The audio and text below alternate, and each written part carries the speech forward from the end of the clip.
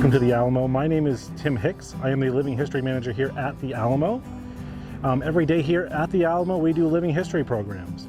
I love to do the cooking and showcasing the foodways that you would have seen in the mid-19th century. And of course for this month it is Hispanic Heritage Month. One of the dishes that was very prevalent is something called Capirotada, which is a Mexican bread pudding. This bread pudding is very significant during the Holy Week, something that is eaten during Lent.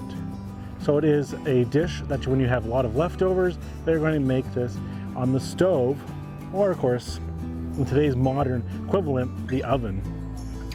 This recipe dates back all the way to the Spanish Inquisition. Now the first step in making the capirotada is to make a broth. And this broth is very simple to make, and of course we're going to use a Dutch oven today, but at home you can use a saucepan or whatever you would have on the stovetop. So you need about 4 cups of water, and to that we are going to add a stick of piloncillo. Now this is basically brown sugar in today's modern equivalent. This is how they would have had it in the mid-19th century. So in the 1830s, this is something you would see. So we're going to add 1 whole stick of piloncillo. The other ingredients to make the broth are cinnamon sticks and cloves.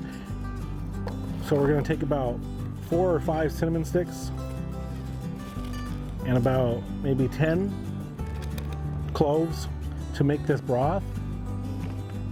And I'm going to go put this on the fire.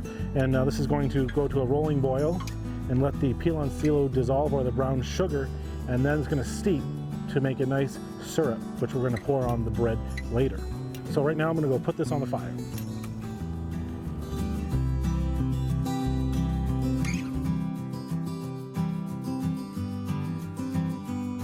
I have my large Dutch oven here. I'm going to grease it with some butter, and then I'm going to start assembling. So you can use any leftover bread that you may have, rolls or French bread, things like that. And if it's kind of fresh, you might want to put them in the oven so they can dry. So it's always good to use leftover bread. So first we're just going to put a big layer of all this sliced bread in the bottom of our dish. We want to get a nice compact layer here. And the next thing we're going to add is some cheddar cheese. So this is nicely shredded cheddar cheese. The next thing I'm going to add are some sliced almonds for some crunch. And then some raisins. Now the thing with all these dishes, these are all family recipes, so every recipe is going to be very different, and each family is going to put in what they would have inside their household. So after this layer is complete, we're going to put some of that hot broth on here and let it soak for a few minutes, and then we're going to keep adding layers, that bread, the cheese, the nuts, and the raisins. And we're going to keep building, and then we'll put this on the fire and let it cook for about 30 minutes to an hour. So now that the broth is set, we're going to start putting the broth into our bread pudding. So I'm going to just ladle some in.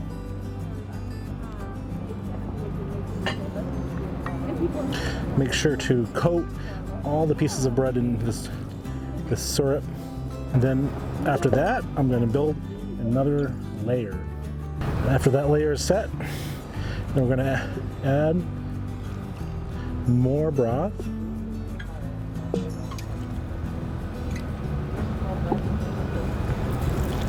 And then we'll build another layer. This will be our last layer before we put the lid on. Now that that is set, we're going to put the lid on and put it with some hot coals and cover it up, and it'll be set.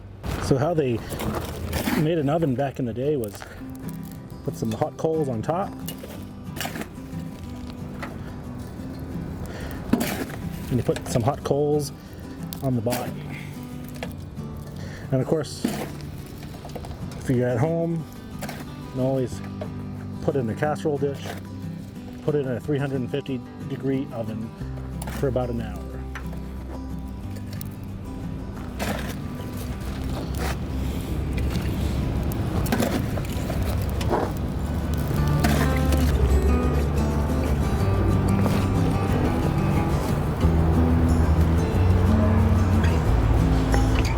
So after about an hour, the bread pudding will be set. We took it out of the Dutch oven and we're going to scoop it out with a spoon and put it on a plate. This is what it's going to look like. Cheese is melted, everything is crispy. Some of the bread is crispy. Of course, most of the bread will be soggy because of all that pudding that we just made. And of course, at home, if you want to indulge in a lot more, you can more than welcome to put some whipped topping on top if you would like.